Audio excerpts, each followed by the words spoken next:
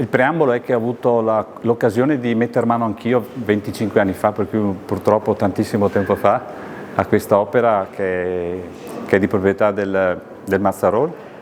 E adesso dopo tanto tempo c'è la necessità non di restaurarlo, ma di dargli una rinfrescata praticamente, fare un po' di maquillage, come dicono quelli intelligenti.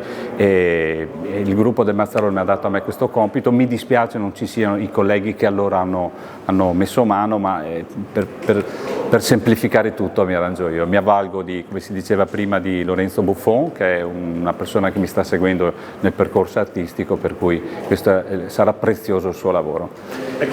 Cosa rappresenta? Possiamo anche svelarlo. Adesso chiaramente il lavoro, questo grande libro è già in lavoro, vuol dire che abbiamo già cominciato a metterci le mani.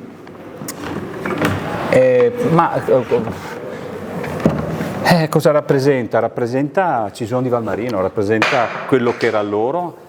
Ognuno di noi ha fatto parte di questi pannelli dall'esterno, che non è da sottovalutare, perché c'è tutto un lavoro di cuoio fatto da un maestro del cuoio proprio, mascherario, che è Sindoca di Venezia, e ognuno è intervenuto. Qua possiamo vedere un castello, vediamo un cielo, vediamo un bosco, ancora un altro bosco che si sovrappone e ancora un altro bosco.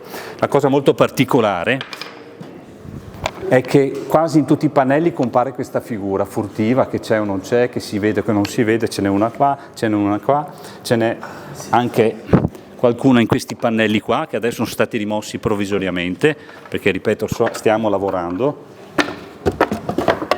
Qui c'è uno sfondo contadino di paese, con le varie mansioni, i vari lavori, e c'è dove risieduto e dove è nato il Mazzarol, questa nella corte principale, se mi passate, e poi c'è ancora un altro Mazzarol, perché è un po' il tema che ha